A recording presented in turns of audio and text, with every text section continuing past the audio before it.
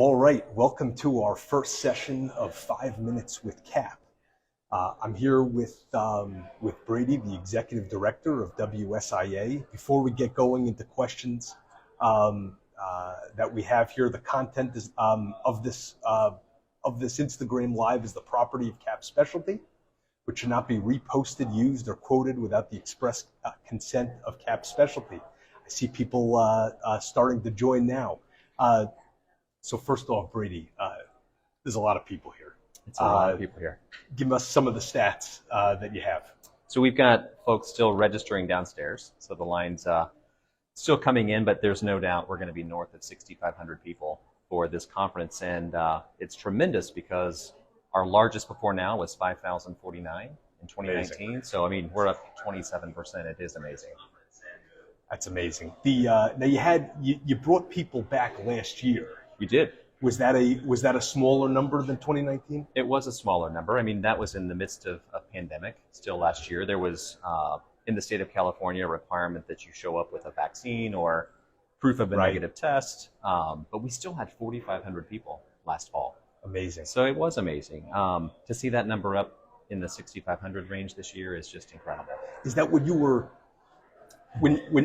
when you start thinking about a conference like this? What's your expectation? Of course, you always want more. Yeah. But is this exceeding that? Oh, by far. I mean, far. Our board has talked about this at length for some time because of the circumstances of pandemic, market conditions, all kinds of things. And, you know, our budget was for 5,100 people.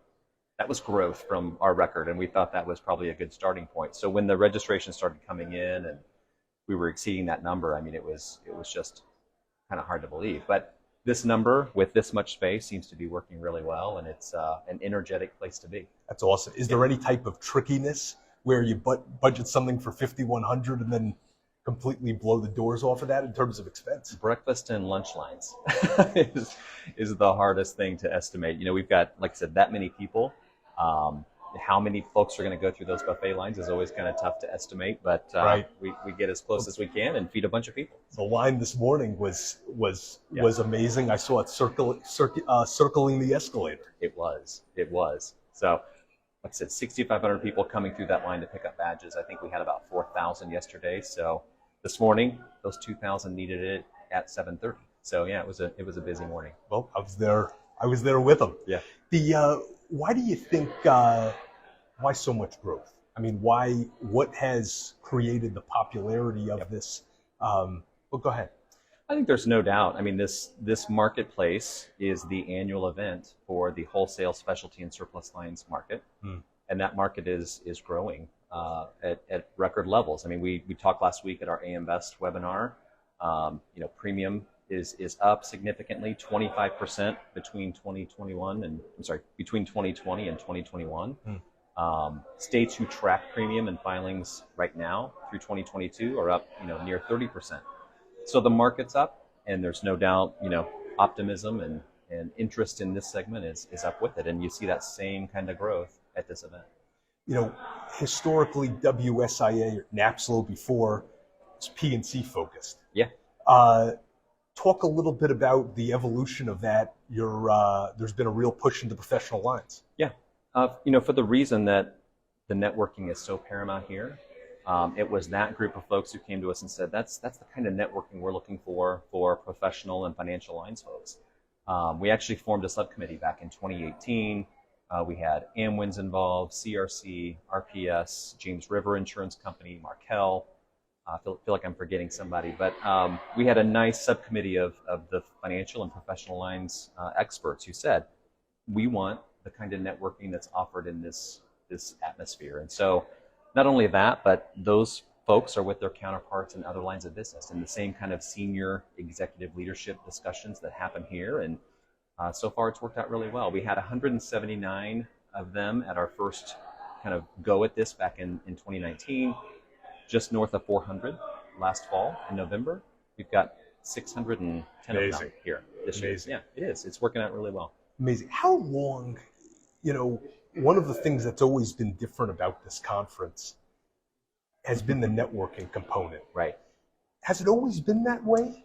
It's always been that way. I mean, we have had, you might remember before we merged with AAMJ and NAPSL before they merged, we had a session. We had big name speakers. I mean, great folks speaking to the audience of folks here. Sure. But if the lounge and the club was open, people didn't want to be in there. Right? They want to be together. They're networking. They're doing their own thing. So we kind of learned our lesson with merger. We said, let's move that out of here. They're here to network. Let's make that work really well, and that's what we're doing. Is it just that it's a different venue for education and speakers, or insurance people don't want it? They want it. There's no doubt about that. They just don't want it here. They want to network here. We do have a session at our underwriting summit, which is in the spring. Sure. We bring great speakers there, and we fill a breakfast room with people. But that's a different kind of atmosphere for this segment. So at this meeting, it's hardcore networking. Very few, certainly not a large general session. We do have 2 fantastic sessions, one today, one tomorrow afternoon, on diversity, equity, inclusion, and allyship. So yeah, two sessions, and we hope to see a lot of people there. Aside from the breakfast and lunch lines, are there other challenges that you see with the conference, other things that you'd like to whether do better now or do different on the go forward? We need 2 more towers of rooms right here. Right. That would be ideal. 6,500 people. We've got 3,700 rooms under contract. So, that's made it challenging for some folks to get into the hotels where they want to be. So we've got a room issue to figure out. That's what I'd love to fix for next year. That's good. I guess one last question would be, when you look at WSIA and what you see the future of not just the conference but the organization, where do you see it going? Where do you want it to go? I think there's no doubt, as we talk about these numbers here and talk with our board about what they would expect going forward, no one expects it to slow down. Right. They're expecting continued growth in the market for the balance of 2022. That certainly projects growth into this marketplace next fall. And we sense that's going to happen into the coming year. The other big focus for us is diversity, equity, and inclusion. And I think that, what I'm seeing in this conference, we started with a big event last night supporting the City of Hope, funding research and fighting cancer. It's just this is a unified group of people. Small, critically important segment of the insurance industry, but man, fiercely competitive, but fiercely unified in terms of supporting, promoting, working together to make this segment a fantastic place to be. And that's what I sense here. Unity is visible. Sure. No, we're talking to Vanessa later on in the series, and look forward to talking to her about that as well. Hey, that's 5 or 6 minutes for us. It might have been a little bit more. Really appreciate the time. Same to you. Thanks for the opportunity. All right, great. Thanks. Thank you all, and we'll see you a little bit later today. Thanks. Okay, we're back. Our next guest is going to be Ross Driscoll, Vice President of National E&S. I'm going to invite him in now. All right. And we have Ross waiting by. There he is. All right, Ross, you're on. How you doing? I'm doing great. Before we get into it, just wanted to quickly read another disclaimer here. We have our general counsel joining live on each of these, so I need to do that. Of course. The contents of the property of CapSpecialty, which should not be reposted, used, or quoted without the express consent of CapSpecialty. All right, we got that out of the way. So, Ross, how's the conference going so far? It's going great. Glad to be here. And I also want to just acknowledge you again and say congrats on the new role. I know that, a month or so ago, I shot you a note and said, hey, now that you're in that new role, I hope you don't stop the 25 minutes with Cap. So I think you're doing a great job. Loving what you're doing. Hey, really appreciate that. Thanks. So we just had Brady from WSIA on a couple hours ago. He's talking about over 5,000-6,000 people at the conference here. How do you go and attack a WSIA? What are the goals that you're looking to get out of it? Yeah, so even before we come, we always sit down, look at our meeting schedule and really try to figure out, what do we want out of this? What do we what is our action plan? What are some of the questions that we need answered, right? Because I think a great part about WSIA is coming here and learning about things that you didn't even know that some of your partners write. So, I think we can make it very efficient by having that plan before everything gets started. Is there any, so you could go and have 20, 30 meetings with different people. How do you make it so that a meeting is actually meaningful? I've heard sometimes people will complain, you're on the 10th or 11th meeting, you don't even really know what you're, it's just not very impactful. Right. So you're absolutely right. It's almost like speed dating all day. And again, you have to have a plan. But for us, we're a smaller independent broker, so we don't have every market, right? Sure. But sure. A big thing we get out of this is fact finding and getting to know some of those that we don't work with, right? So that's a big thing for us. And we're a smaller company, and we've Sure. been here for years, and we've come away with great relationships over the years, added carriers, right? Got to know many of the folks that are on your team, and having a lot of success. Awesome. So you guys have a real specialty in the environmental business. And environmental business sometimes historically has been viewed as a retail play.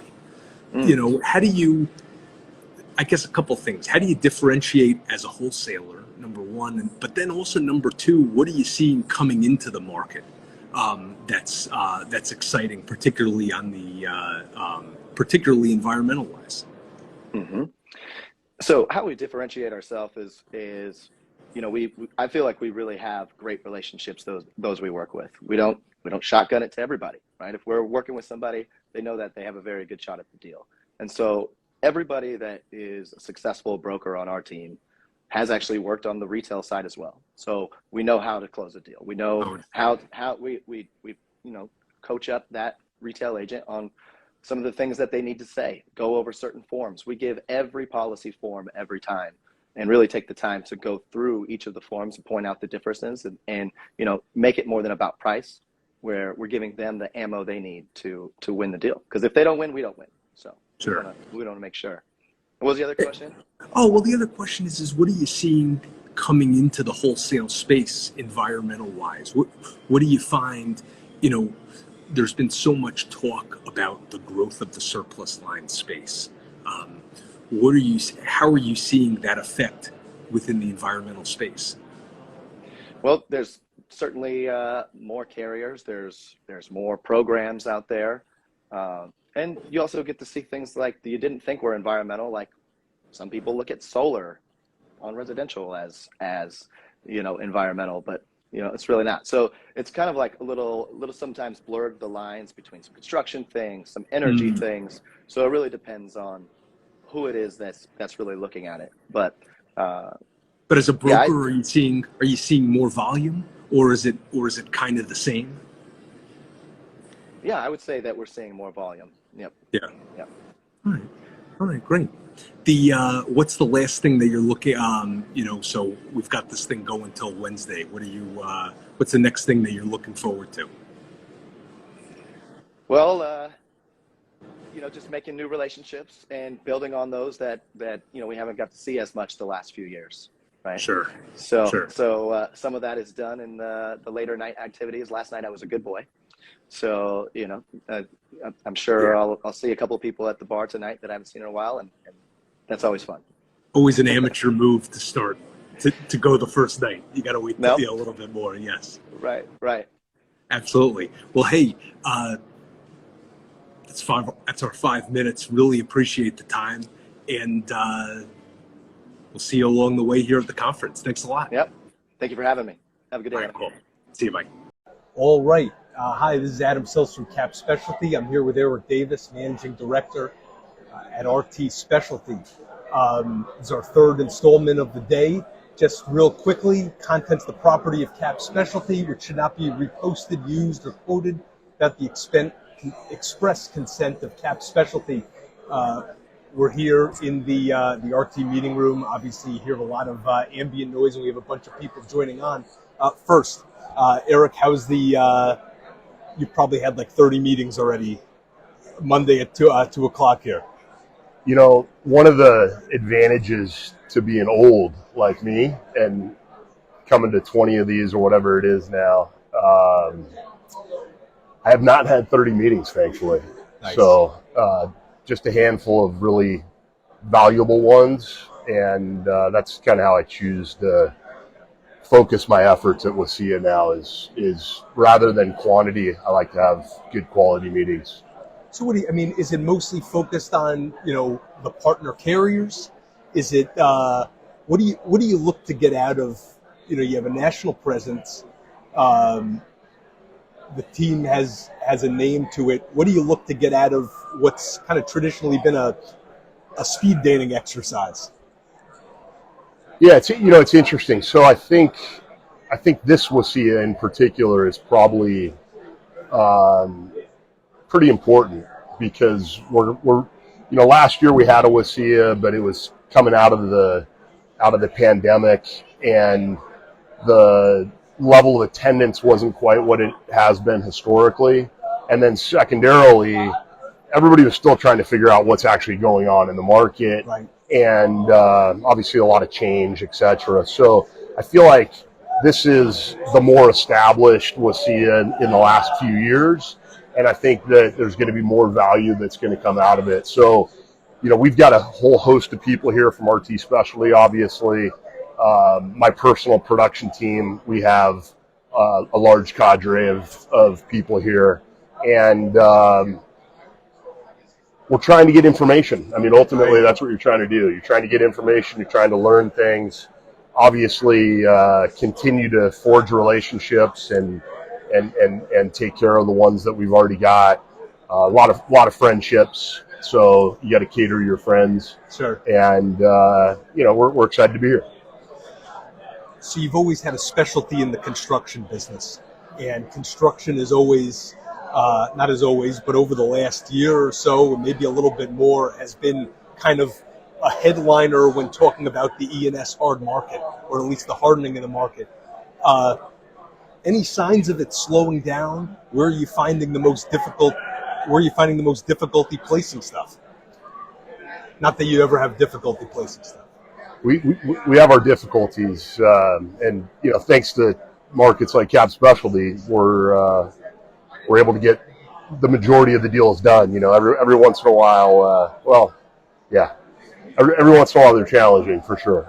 But look, historically construction's been, depending on what metrics you look at and what numbers you believe, it's a significant portion, whatever that percentage is, of E&S business, and particularly E&S business on the casualty side, right? So it's going to get the headlines, and particularly when you're talking about project business and some of the large spends that are anticipated in the coming years with the infrastructure bills, etc. Right. There's just a lot of talk about construction, but right. The long and short of it is, do we see a slowdown? Not really, not right now. We've got probably more submission flow now than we've had ever historically that I can recall, anyways, in my career. Wow. And we feel very fortunate that we're able to get that type of submission flow in. Is it about the different type of, there's such a variety of the types of construction submissions you can have, not just in terms of practice, project, the variations of the wrap? Is that what's contributing to it, or just the hard to place nature of it? Yeah, I think it's a couple things. I mean, the first thing you got to look at from the macro perspective is you look at the E&S business as a whole, and I think I read within the last few days that it's now 21% of all P&C business, right? So, that's historically high numbers. I can't ever remember it being that high. So, you've got some shedding that's gone on of the standard markets, pushing more of the risk into E&S. Right. And then secondly, we've been fortunate to have a big boom in a lot of different sectors, whether it's housing, apartments, industrial, etc. What's well, that's the end of our time. Wow, that was quick. It was. All right. The 5 minutes. 5 minutes. That's what it was. Well, I really appreciate the time. Yeah, thank you. And Appreciate we'll the see you along opportunity. the way. All right. Thanks a lot. Thanks all. Bye. Good morning from the Hyatt lobby, 6:15 Pacific time. Who else am I going to do a 6:15 a.m. meeting with than Tim Turner?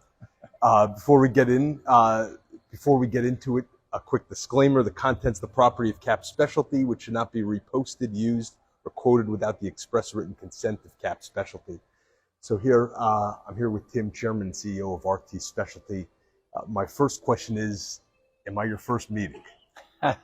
You definitely are, Adam. It's a pleasure to be here with you and CapSpecialty, and I'm ready to go this morning. That's awesome. Awesome. How many people do you bring to this conference?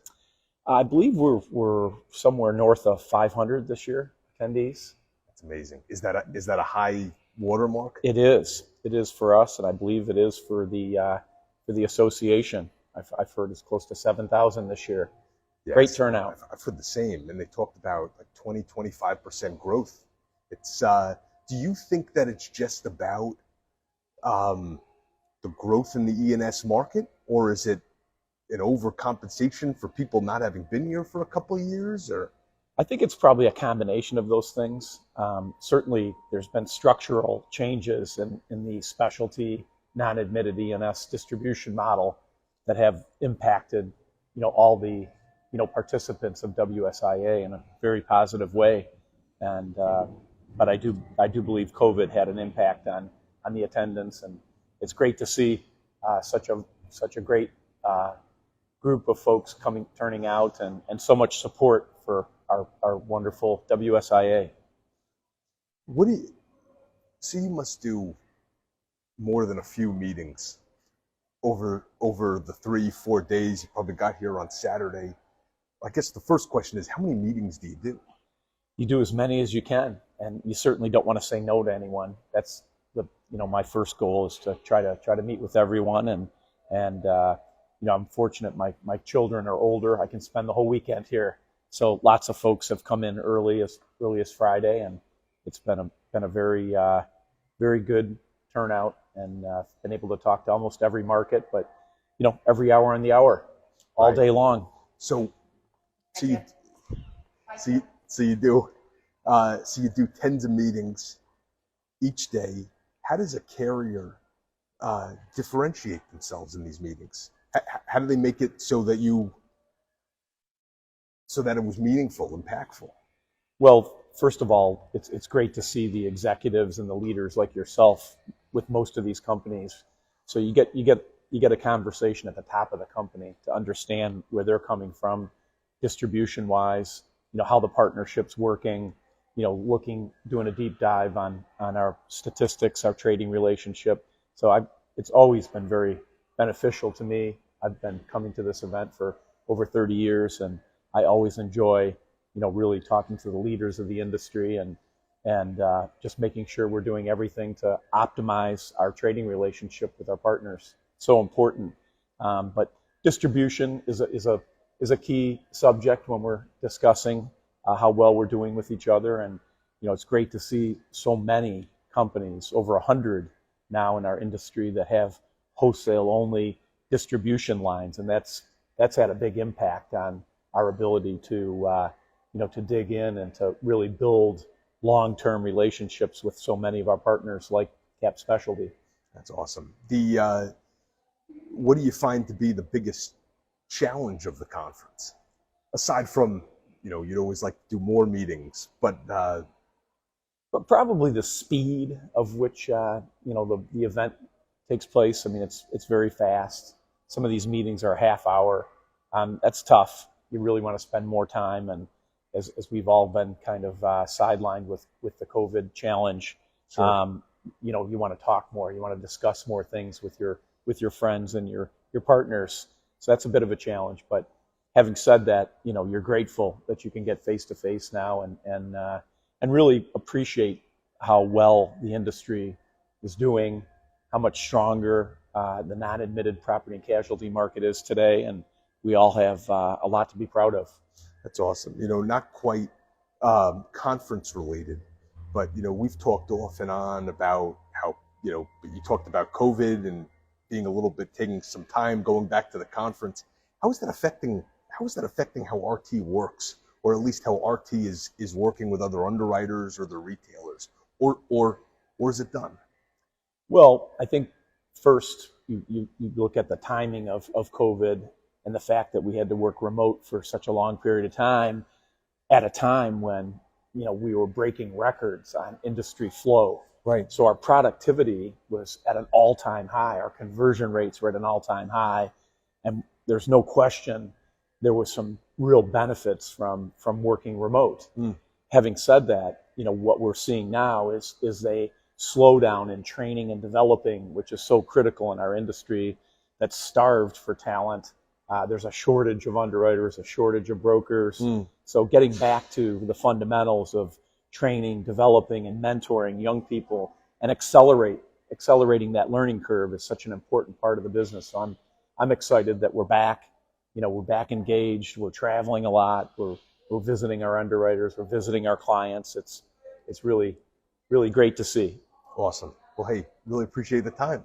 Always a pleasure. Thanks Adam. a lot. Thank you. Appreciate it.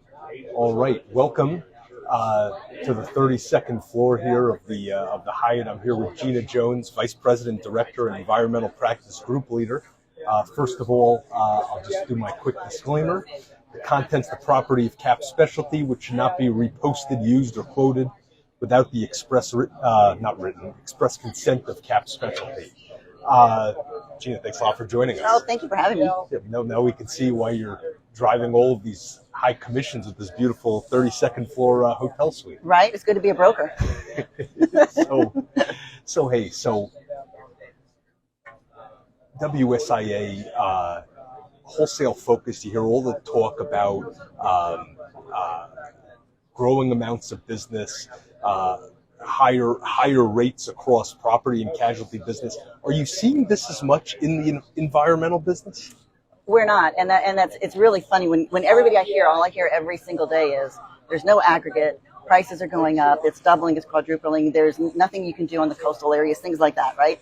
And we just sit there and think, wow, environmental is completely different. When you are in a hard market, we even go softer in environmental. There's 60 plus markets, and with that, the prices keep getting driven down. A lot of capacity, a lot of aggregate. We can build whatever tower we need to build. And when you increase your rates in casualty and property, environmental gets cut out of the deal, right? Because insurers are looking at this, they're being squeezed all over. And they're looking at going, my insurance for my GL, my property, my auto has quadrupled. What am I going to do? So we do get cut out. So we can't drive our prices up. So you're not seeing this as other E&S businesses being seen. You're not seeing the primary casualty, excess casualty price drive. And so are 50 markets all just doing really great? I mean, why shouldn't there be 60, 70, 80? Right. No, I don't think they are doing great, right? I think there are a select few that really know what they're doing, and they're doing it well. And there are and I'm not going to say like on our excess casualty, it's kind of the same of what everybody's seeing. When you see a lot of auto on the fleet, those kinds of things, we are seeing some prices increase there. That's a little bit different, but pure environmental, no. And is everybody doing everything right? Probably not. They're going outside of the realm of what we consider environmental and what really drives the business that we have been focused on for 30 years. Right. So we are seeing some of that. And what does that, and for listeners, what does that mean to go outside the realm of environmental?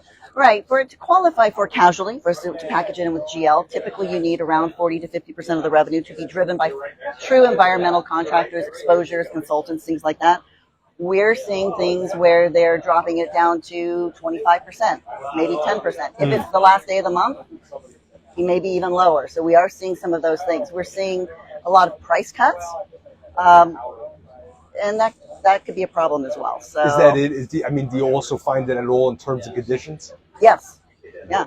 Where are the places where people are, you don't have to say names, but where you're really starting to see the broadening out of the coverage? Or the types of coverage that you've been surprised has been broadened out? Right, and that's the thing, right? When I first started in the business, there were a handful of environmental carriers. We're talking a lot of years ago.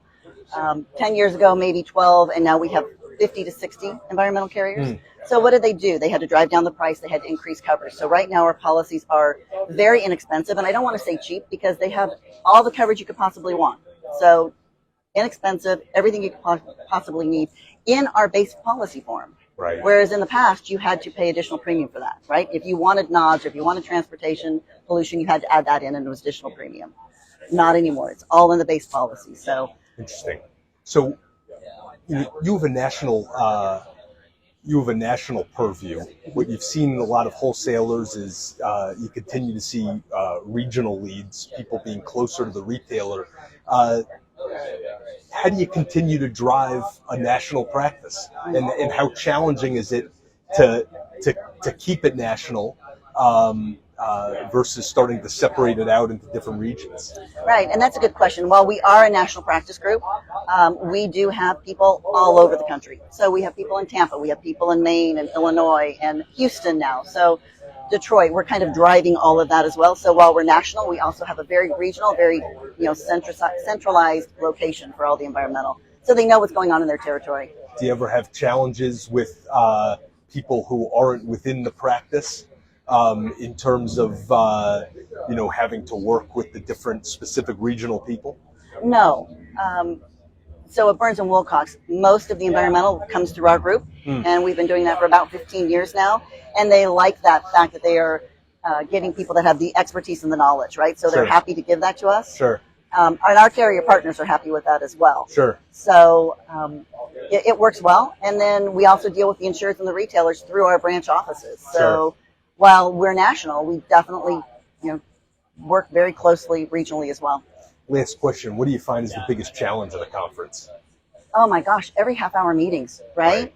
Every half-hour meetings. So how do you make it work for yourself? Oh, I told myself I wasn't going to do that this year, but you can't say no because this is so important. Right. Right? It's so important to connect and build those relationships and continue with that, especially since we've been apart for so many years. Sure.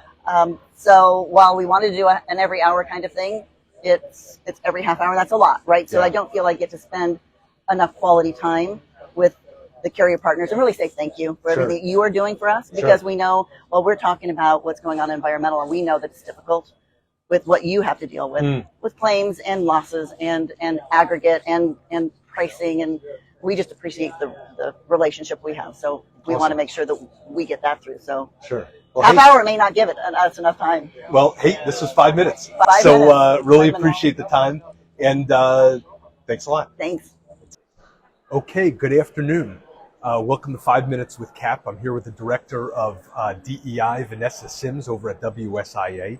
Hey, thanks for joining us. Of course, my pleasure. So this is your second WSIA conference. How's the conference going so far? It's going really well. We've got a lot of buzz going on, lots of interest in what we're doing, and so we're really pleased with the turnout.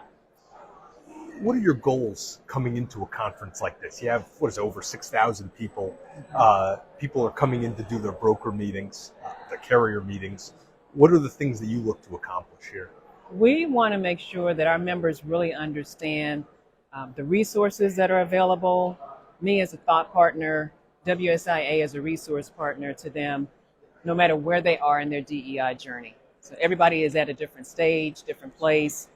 Some even haven't even started. So we want to make sure that they are aware of what we're doing, what we have to offer, and that they see the benefit in taking advantage of it. Are people taking you up on the thought partnership?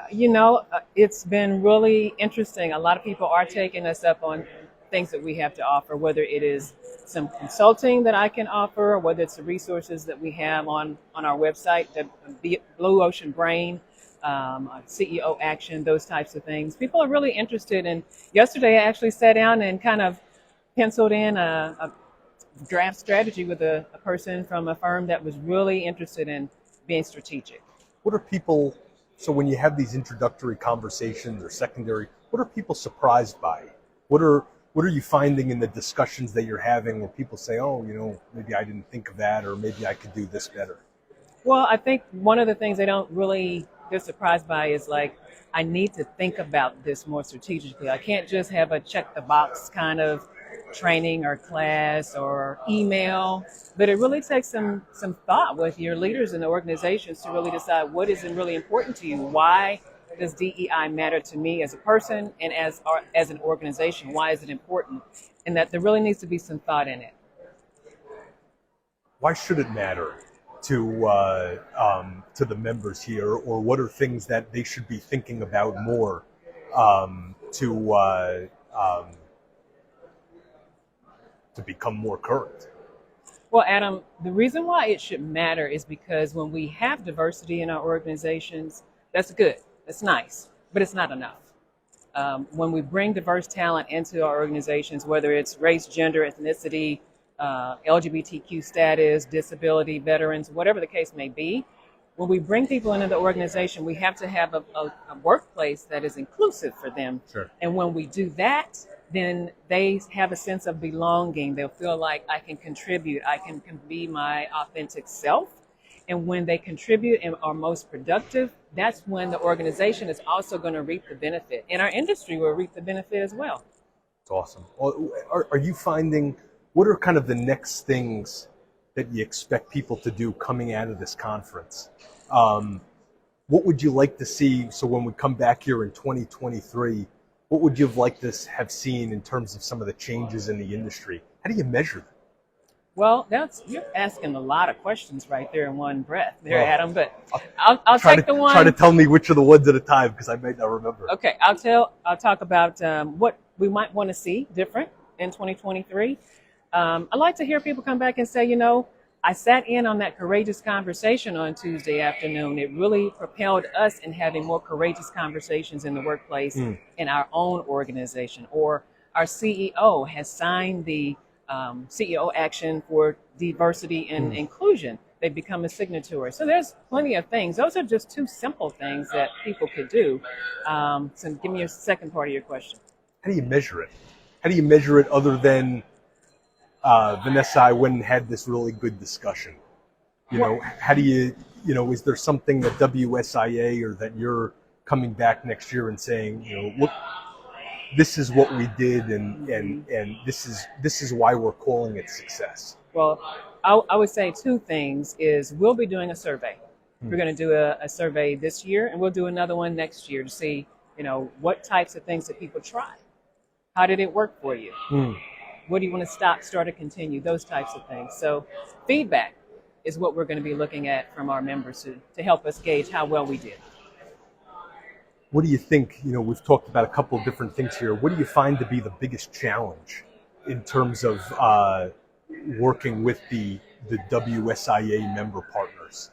Well, and I don't think it's any different from working with any organization, but I would say the most challenging thing is people just don't know where to start sometimes.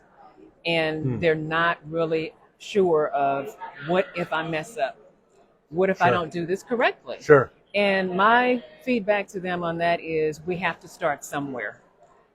Start small. If we make a mistake, we'll fix it. There's a way to correct that and to learn from it. Sure. We can't just say, I messed up, stop. Sure. We have to learn from that and then progress forward. Awesome. Well, that's our 5 minutes. I really appreciate the time, and good luck with the rest of the conference. Thank you. My pleasure. Thanks. Okay, good morning again, and welcome to our 5 minutes with Cap. I'm here with the hard market. First off, it's probably an important disclaimer. The content's the property of CapSpecialty, which should not be reposted, used, or quoted without the express consent of CapSpecialty. So hard market, welcome to the discussion. Do I have your consent to repost this on my Instagram? I guess we'll see how this goes. Okay. Got it. Hey, first question for you. Yep. How would you describe WSIA to a retailer? How would you talk to someone about this conference that maybe hasn't been here? Yeah, I would say that it is primarily a conference for wholesalers and E&S carriers. You also get some international markets, some London markets, but essentially it is wholesalers meeting with their trading partners individually and talking about how the relationship is going, how much premium they've written so far that year, some important victories they've had, maybe changes in appetite, the way they see the next year going, etc. So, a lot of times these meetings are not dissimilar to the meetings that you have at the beginning of the year when a carrier comes in to visit you. It's just all piled into a couple of days. Um, but at the same time, what you have, because you don't have clients there and you don't have retailers there, it's just groups of people who are already doing business together. It's not as high stakes, I find, as certain other conferences can be. So people tend to let their hair down a lot more. What do you find, some of these conferences, some of the days you're doing 10 meetings a day, you might have 30, 40 meetings, whether it's with different wholesalers, different carriers. How do you make these meaningful? Or is it more just about saying that you were here? Or are you actually getting good takeaways from the meetings? Oh, I mean, it depends. Like some of the meetings are, your entire office or your entire organization sitting with their entire organization, and I don't find that you get a ton out of that. Uh, I Sure. think the if you're very, very lucky, you should try to go away with, something new. Like try to dig into someone's appetite a little more, and maybe find a new market you've not been working with, or kind of see if you have some deals on your desk, if you can talk to some underwriters about them and see if they're willing to do something different. But you Right. really have to try and seek out that information. Otherwise, what you could do is just sit in meeting after meeting, listening to one representative from the company read from a piece of paper and tell you, oh, we did $93 million in premium with you this year. That's great. Thanks. Let's go get drunk now. And that's fun, but Right. it's not necessarily that informative. That's information you could get anytime. So the hard thing is managing all those meetings and making sure that you're coming away with information that makes the trip worth it.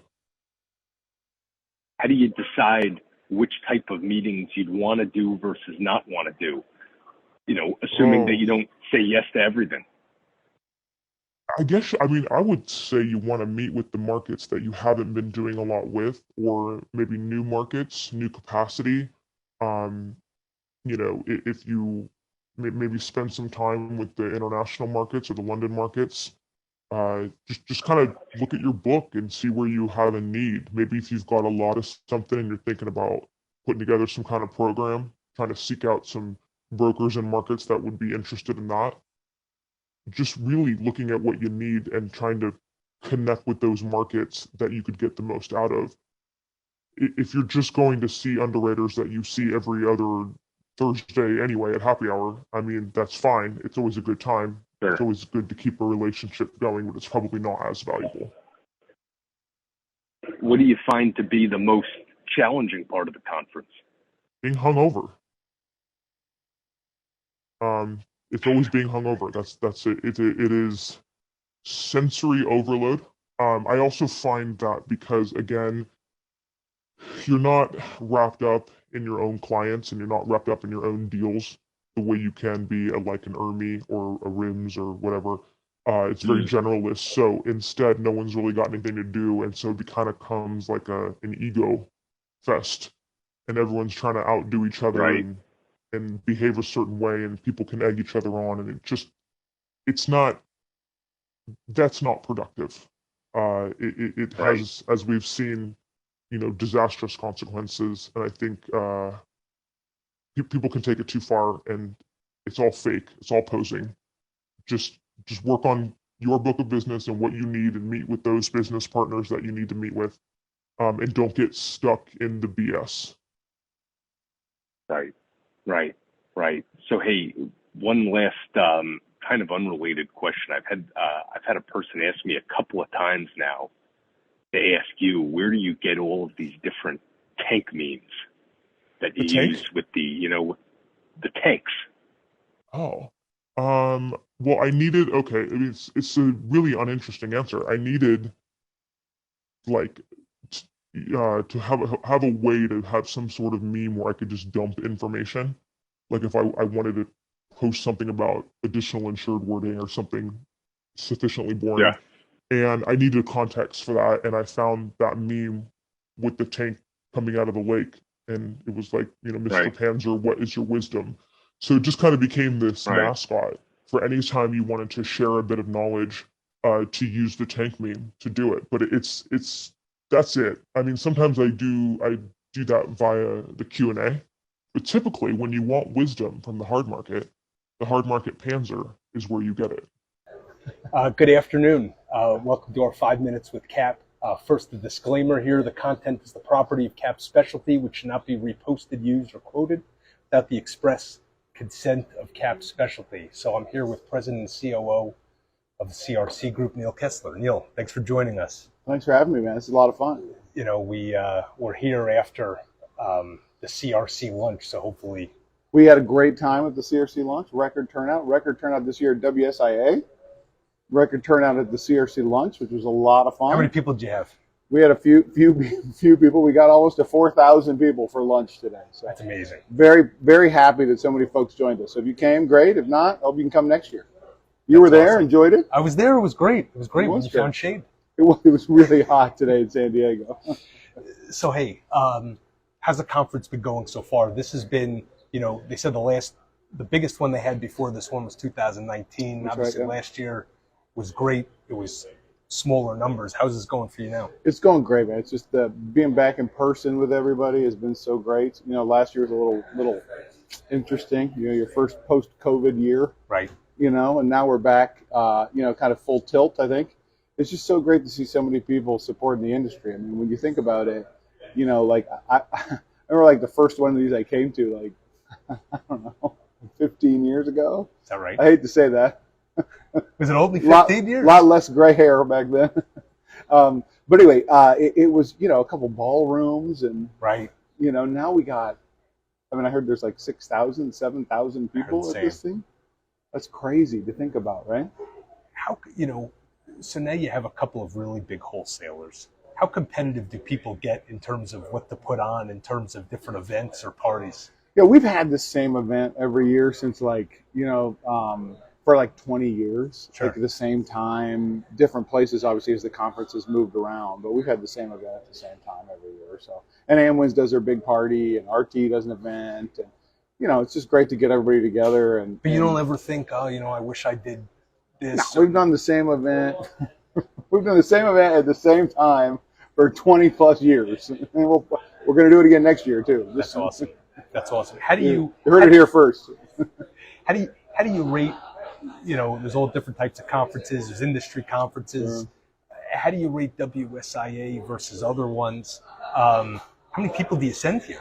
We send a lot of people here, a lot of people, obviously. You know, we talk about you talked about the consolidation, fewer wholesalers, but if you think about it, it's actually more people, just with kind of fewer banners, fewer flags flying. Right. When you think about CAP, when you think about some of our markets to show their products, we actually have more people, more investment, more producers, just fewer kind of top-level banners. Right. You know, kind of at the top of the house. So, you know, it's just so great to see the industry grow. I mean, the numbers that came out from AM Best that put it at like pushing 20% of the business. I mean, you know.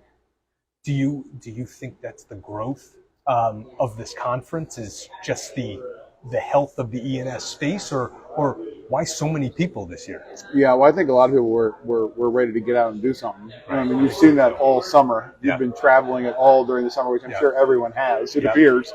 I've been a lot of airports every year. Yeah. And there have been a lot of people at a lot of airports, a lot of leisure travelers getting out and about. So I think that's part of it. I also just think that, you know, like everyone, you know, whether you're one of the bigger wholesalers, smaller wholesalers, market like you guys, have been focused on talent development and growth and hiring people. You know what I mean? And I think that with that comes just people want to get out and meet each other. I mean, this is a relationship business. Everybody says that, right? Sure. But this is really where that comes into play, I think. How are you guys tackling talent development now? That's something that everyone's talking about. But what's any types of strategies worth remarking on that you feel like you've had success with? Well, we've had a lot of fun. You know, doing a lot of recruiting the last couple of years. Yeah, hired several hundred new producers into the firm, which has been a lot of fun to see, and a lot of good development. Because frankly, we have a lot of folks that are just like everyone getting close to retirement age. You know. Yep. And I often say that, as the market maybe softens a little bit or it comes down from this peak, I'm not saying it's going to be a soft market ahead, but Sure. I think more and more people are going to say, I've had enough fun. I think Right. you'll see another wave of retirements, so we got to backfill all that. So we're doing everything from hiring folks from non-insurance jobs, bringing them in insurance. We're doing college. We had a record number of interns. Nice. We had we were doing a new young producer training program that we've launched in the last couple of years. We're putting a fair number of people through that. Yeah. So it's been rewarding to see the company kind of continue to grow. That's awesome. One last question for you. You have so many meetings, I'm sure, through the couple of days. How do you make them meaningful? Not just for someone to be meaningful talking to you, but how do you get something out of it? That's right. Well, I was talking to some colleagues about this today, actually, and it's more about that kind of macro trend line. Every one of these conferences I go to kind of has this what are the big takeaways? Right? Sure. Sometimes in a softer cycle, it feels different than in a harder cycle. And I think from our perspective this year, we haven't heard anyone talking about the market getting soft. I think that the message here is that it's going to be kind of more of the same. I don't know what you picked up on, but I think the biggest benefit I get out from it is meeting with everyone, finding out kind of that macro messaging, and kind of how that fits in for next year. I mean, we're in the midst of, I'm sure you guys are too, the planning for next year, and with the new role you're taking on. Congratulations, by the way. Thanks. As you think about those kind of things, you're in the middle of all that right now. Think about what is next year, right? Sure. And this is always helpful for us to kind of frame that out a little bit. And I don't see any big changes ahead. I mean, assuming you don't either. No, I think it'll be more of the same. Yeah, no, right. Absolutely. Well, hey, this has been a lot of fun. Awesome. Glad you did it. Thanks to everybody for tuning in. Thank you. All right. Good afternoon. I'm here with Lindsay Moore, Vice President of Casualty at Amwins. First off, our disclaimer here. Everyone's going to be tired of it. The contents of the property of CapSpecialty, which should not be reposted, used, or quoted, at the express consent of CapSpecialty. Hey, thanks for joining us. No problem. Happy to be here. So you're involved with the under 40 group. What do you look to get out of a conference like this with respects to that? Yeah, so WSIA U40 is a great networking opportunity. We do a U40 annual meeting that's actually in October in addition to this one. So that one's really more focused on the networking within the U40 group, and this one's focused on with your company and other companies. But we do have a happy hour at 4 o'clock. It's on the second floor of the Hyatt. I will not be able to attend. It's open to everybody, and the WSIA board will be there, the U40 group will be there, the WSIA interns will be there. So it's a great part of WSIA, and to meet that group too. That's awesome. So you have the annual meeting. What do you expect people, anyone who's under 40 that's in the specialty insurance space or the wholesale space, is able to attend? Or are there specific types of people that you look to come more than others? Or? Yeah, no, everyone's able to attend. We want to see a mix of people, but if you're looking to network with that group, it's a great place to meet those people. But it's open to everybody. It's hosted by the U40 group. Nice. So the conference, you probably had like 15 meetings today. What are you winding down? Maybe there's a couple tomorrow. What are kind of your takeaways from the conference so far? Yeah, it's been a whirlwind of a couple days, but trying to stay focused, trying to set goals in the meetings. I still think there's a lot of energy that everybody has going into the last night. We had our Amwins party last night. And how late did you stay? Yeah, not too late. You got to save it up for the Markel party tonight. That's right. End of the day, I think most of the business meetings are over. People are moving to the bar now, so it's a little bit more casual, but still enjoying seeing people and running into people around the conference. I mean, you talked about setting goals. I mean, how easy is that? I mean, can you really stay that organized going into these? No. I think if you do it beforehand, and your goal could just be catching up with someone, but if it's a business goal, you have a short amount of time to kind of talk to someone and get something done. So it keeps you focused and it keeps you organized. Right. So you focus in on the casualty business. You do a lot of California stuff. What are you seeing in that market right now? Yeah, the market's kind of crazy. You know, I do some public entity. That's been a big challenge for us this year. Yeah, we got through 7-1, and it's just getting harder and harder.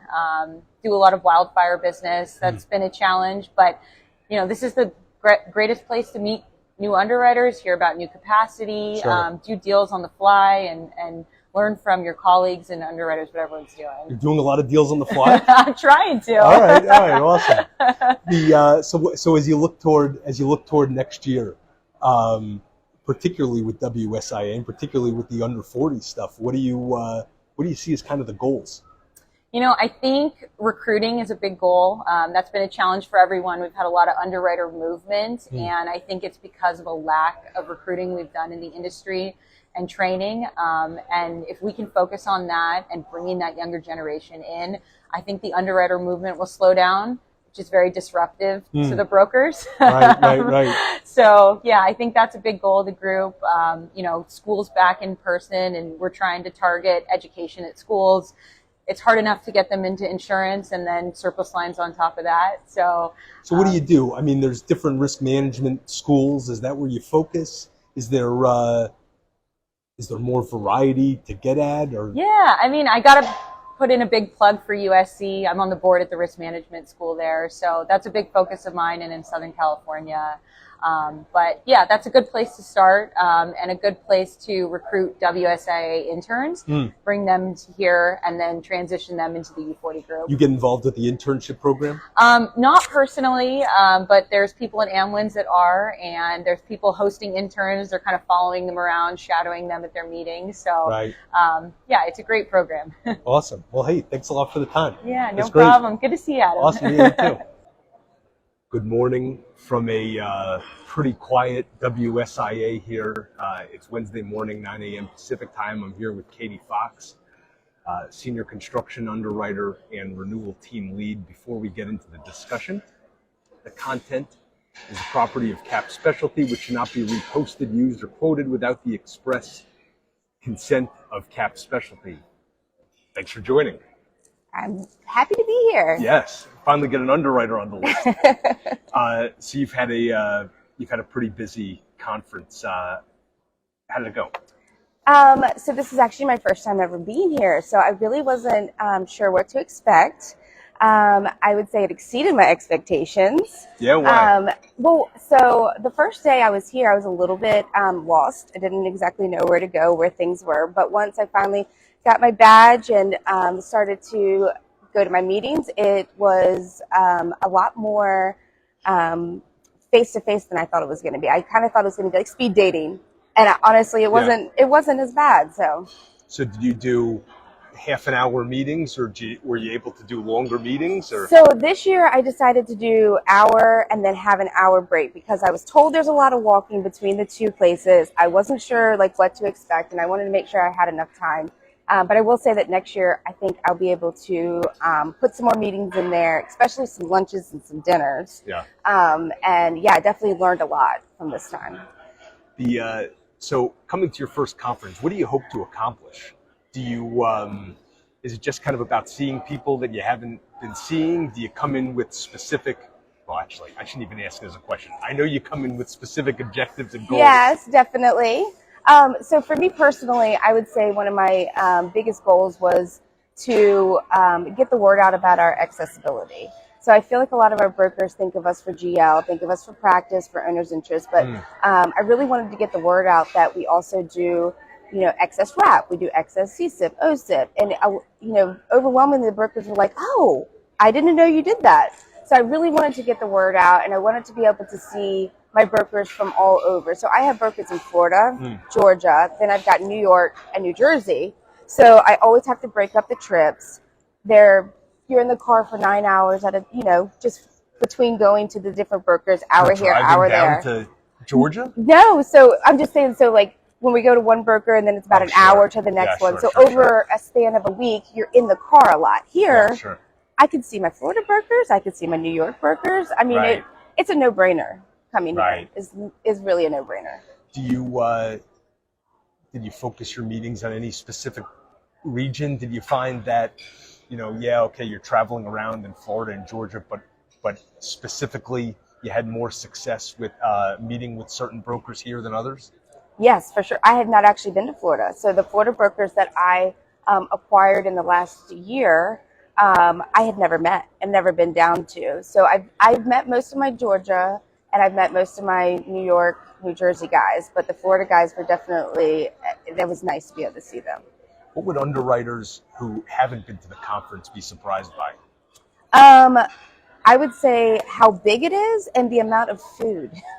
Everywhere I go, there's food and refreshments. And yeah, I mean, it is a little bit intimidating, I will say, when you're walking around and you're thinking, okay, am I passing a broker who knows who I am, but I'm not sure that I know who they are yet? And you're just like, oh, please don't have that happen. And it didn't. I hadn't had anybody come up to me and I didn't know who they were. But that definitely is a little bit of an intimidation. I find that sometimes you're walking around, you can't help but just kind of look down. Oh, yeah. Oh, get your phone out? Yeah. For sure. Everybody's looking at their phone and you're like, are they really looking at their phone or is everybody doing the same thing and nobody wants to run into somebody? Or you say hi to someone and they actually don't look at you in the eyes. They look at your tag to see if they actually know the person. Mm-hmm. Yeah. Sometimes if it's a broker I talk to all the time and they come up to me, I would do this and then they would bust out laughing like, oh my gosh, okay. Yeah, so. Well, yeah, in terms of the food, I was pleasantly surprised by the omelet station today. Yeah. I had mahi yesterday for lunch. Very nice. I was impressed. I was impressed by the food. So you go, you're looking toward the end of the year, toward next year. What are some of the things you're looking to accomplish with the team? So I definitely, so I do have two people who are reporting to me, and one of them we'd like to turn out and have her do new business full time. Yeah. So one of my goals and one of her goals is to get her CRIS designation, and then to turn her out and have her be new business and get out and start marketing. So that's one of my personal goals. Nice. Well, Katie, thanks for joining us. Thank you for having me. Last installment from the last couple of days here, and this is great. Thanks a lot. Awesome. Thank you. See ya.